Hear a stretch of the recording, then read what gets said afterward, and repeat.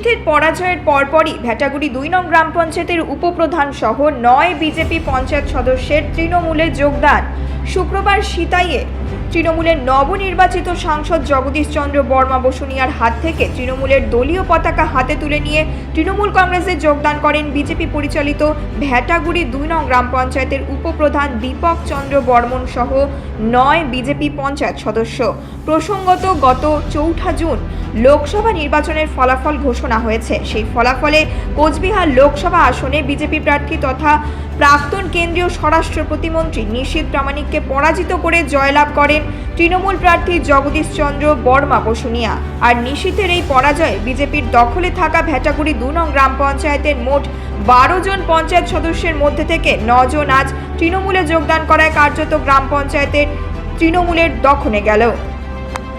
কারণ যারা এখানে আজকে আসছে তারা অনেকেই একসময় আমাদের তৃণমূল কংগ্রেসে ছিল এবং কোনো কারণে তারা আমাদের দল থেকে বা টিকিট না পাওয়ার জন্য বিজেপিতে গিয়ে যোগ দিয়েছে এবং একটা সময় ভেটাগুড়িটা বিজেপির একটা দুর্গ তৈরি হয়েছিল এবং যেভাবে মানুষের উপর ভয় দেখিয়ে তাদের জোর করে বিজেপিতে নাম লিখিয়েছিল, আজকে তারা বুঝতে পেরেছে যে নিশীথ প্রামাণিক যেভাবে মানুষের উপর অত্যাচার করেছে, এমনকি দলীয় যারা কর্মী এখানে উপপ্রধান সহ অনেকের কাছে শুনলেন যে ওদের এলাকায় পঞ্চায়েতদের উপপ্রধানকে এমনকি তাকে শারীরিকভাবে নির্যাতন করেছে বিজেপিরই সদস্য।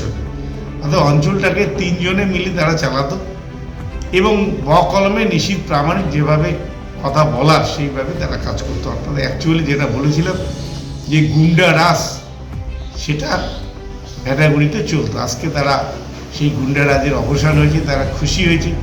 তাই আজকে সকাল সকাল উপপ্রধান সহ ৯ জন বিজেপির পঞ্চায়েত সদস্য তারা এসে আমার কাছ থেকে আমার হাত থেকে তারা তৃণমূল কংগ্রেসে যোগ দিলেন।